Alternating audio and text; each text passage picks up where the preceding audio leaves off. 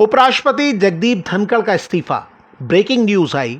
एक बड़े चैनल के रिपोर्टर ने दावा किया, चर्चा बहुत दिन से चल रही थी कि बहुत कुछ ठीक नहीं चल रहा है, लेकिन हेल्थ ग्राउंड पर इस्तीफा दिया है तो वही मानना पड़ेगा। उपराष्ट्रपति धनखड़ ने राष्ट्रपति द्रौपदी मुर्मू को भेजे इस्तीफे में लिखा, सेहत को प्राथमिकता देने और डॉक्टर की सलाह को मानने के लिए मैं संविधान के अनुच्छेद 67A के अनुसार अपने पद से इस्तीफा देता हूं। उन्होंने प्रधानमंत्री नरेंद्र मोदी के प्रति गहरी कृतज्ञता व्यक्त करते हुए लिखा, प्रधानमंत्री का सहयोग और समर्थन अमूल्य रहा है और मैंने अपने कार्यकाल के दौरान उनसे बहुत कुछ सीखा है। सोमवार को ही संसद के मानसून सत्र की शुरुआत हुई है। धनखड़ संसद सत्र के बीच इस्तीफा देने वाले पहले उपराष्ट्रपति हैं। 74 साल के धनखड़ साल 2022 में उपराष्ट्रपति बने थे। उनका कार्यकाल अगस्त 2027 तक था। कांग्रेस के कई नेता सधे शब्दों में दावा करते दिखे कि मामला कुछ और है। सोशल मीडिया पर भी ऐसी चर्चाएं और अटकलें लगाई जाने लगीं। कांग्रेस नेता जयराम रमेश ने सोशल प्लेटफॉर्म एक्स पर लिखा, उपराष्ट्रपति और राज्यसभा के सभापति का अचानक इस्तीफा जितना चौंकाने वाला है उतना ही अकल्पनीय भी है। उन्होंने लिखा, निसंदेह श्री जगदीप धनखड़ को अपने स्वास्थ्य को सर्वोच्च प्राथमिकता देनी चाहिए, लेकिन ये स्पष्ट है कि उनके इस बिल्कुल अप्रत्याशित इस्तीफे के पीछे जो दिखाई दे रहा है उससे कहीं अधिक है। हालांकि ये समय अटकलें लगाने का नहीं है। जयराम रमेश ने लिखा कि उनसे आग्रह करते हैं कि वो अपने निर्णय पर पुनर्विचार करें। हम प्रधानमंत्री से भी अपेक्षा करते हैं कि वे श्री जगदीप धनखड़ को अपना मन बदलने के लिए राजी करें, ये देश हित में होगा।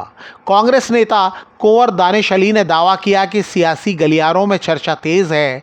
धनखड़ जी के इस्तीफे के बाद क्या योगी आदित्यनाथ जी को उपराष्ट्रपति बनाने की तैयारी चल रही है? मीडिया रिपोर्टों में भी दावा किया गया कि मामला सिर्फ धनखड़ की सेहत का नहीं है।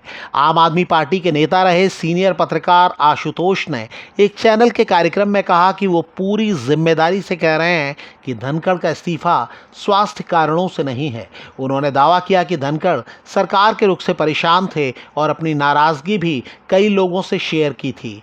आशुतोष ने इसे बड़े संकट की शुरुआत बताया। सीनियर पत्रकार विजय त्रिवेदी ने भी दावा किया कि इस्तीफे की वजह सिर्फ हेल्थ रीज़न नहीं है। सोशल मीडिया पर भी कई लोग ऐसी अटकलें लगा रहे हैं। कई लोग ये अनुमान लगाने में जुट गए हैं कि अगले उपराष्ट्रपति कौन हो सकते हैं। सोशल मीडिया पर कई लोग दावा कर रहे हैं कि नीतीश कुमार को उपराष्ट्रपति बनाया जा सकता है। नीतीश कुमार अभी बिहार के मुख्यमंत्री हैं। हालांकि अगले उपराष्ट्रपति कौन होंगे, इस सवाल का जवाब जानने से ज़्यादा दिलचस्पी लोगों की ये जानने में है कि मानसून सत्र के पहले दिन धनखड़ ने ऐसा कोई संकेत नहीं दिया था कि वो इस्तीफा दे सकते हैं। फिर अचानक क्या हुआ जो उन्होंने इस्तीफा दे दिया?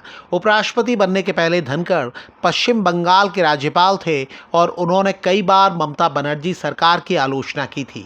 अप्रैल में सुप्रीम कोर्ट के एक फैसले को लेकर धनखड़ ने न्यायपालिका को लेकर सख्त टिप्पणी की थी और कहा था कि कोर्ट राष्ट्रपति को आदेश नहीं दे सकते। सुप्रीम कोर्ट ने विधेयकों को मंजूरी देने के लिए समय सीमा तय करने को कहा था। उसी के बाद ये टिप्पणी आई थी। राज्यसभा के सभापति के रूप में जब उन्होंने विपक्ष पर तीखी टिप्पणी की थी तो विपक्ष के कुछ नेताओं ने उनके कामकाज पर सवाल उठाया था और आरोप लगाया था कि वो बीजेपी के पक्ष में काम कर रहे हैं। हालांकि फिलहाल विपक्ष के कई नेता कह रहे हैं कि धनखड़ का इस्तीफा वापस होना चाहिए। कपिल सिब्बल ने कहा कि उनके संबंध हमेशा अच्छे रहे, भले ही उनकी विचारधाराएं अलग थीं, लेकिन कभी कोई कड़वाहट नहीं आई।